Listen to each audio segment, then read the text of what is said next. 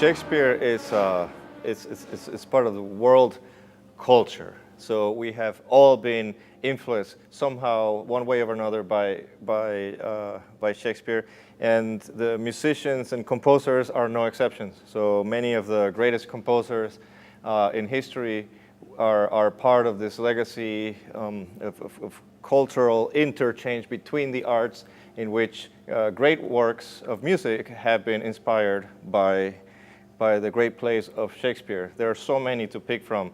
It was a little bit difficult actually to come to the final three.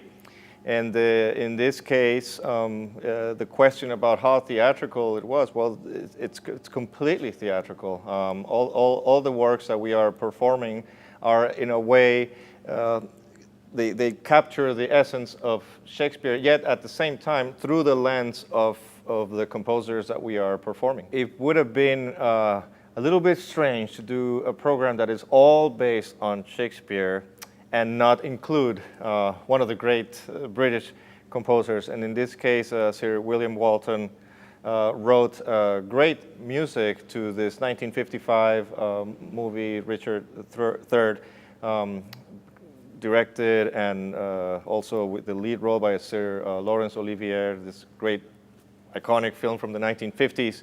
And well, we're going to be playing the prelude from this. So it's very theatrical, yet at the same time, obviously, it's cinematographic. So the sound of it is very reminiscent of the movie world from that era.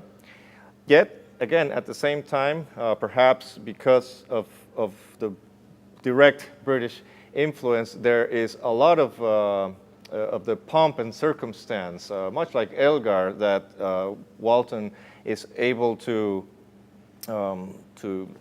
show us in his music, and hence, right from the very get-go, the courtly type of music that we hear puts us right in a Shakespearean setting.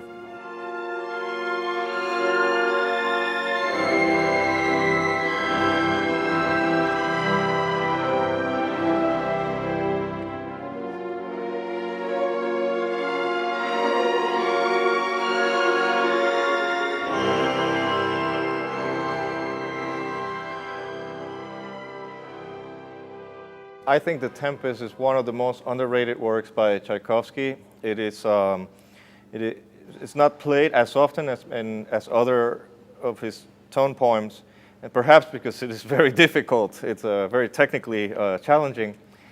It's also, curiously, a work in which the music itself, when you hear the beginning of it, the way it develops, it doesn't sound right off the bat like Tchaikovsky. I mean, when you hear right at the beginning, you might think actually of Wagnerian textures, the way that Tchaikovsky masterfully draws, musically paints the scenery of the ocean, the sea, and when Prospero is with his magic spells, influencing the sea and the storm that later takes the ship into the shipwreck, so he can have his revenge eventually.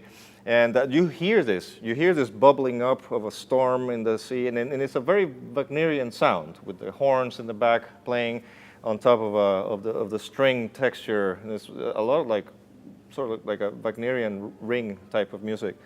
And it's only at the second part of the music when Ferdinand meets Miranda, and you can definitely hear that moment, the moment of love and encounter. That's when you start hearing the great Tchaikovsky luscious sounds. But again, he's able to paint many of the scenes and the characters, like Ariel, the ghost, and that is part of the characters in The Tempest. And you hear all these characters, and curiously, you also hear within a musical form of an arch, the play itself, and of course, when going back to the sea at the very end. So there's an arch. We start in the ocean, then comes the storm, the shipwreck, and then all the things that happen after that. And once things are resolved, we go back to the C. So it's a sort of conclusion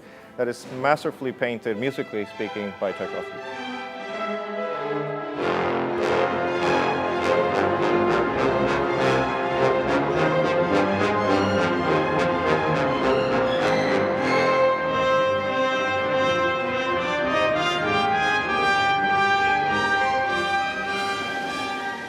Playing a tone poem by Tchaikovsky, one of the great ballet composers, it's very logical to continue with another great ballet composer, which was Prokofiev, and not just a ballet. This is a monumental ballet score setting of the tragedy of Romeo and Juliet.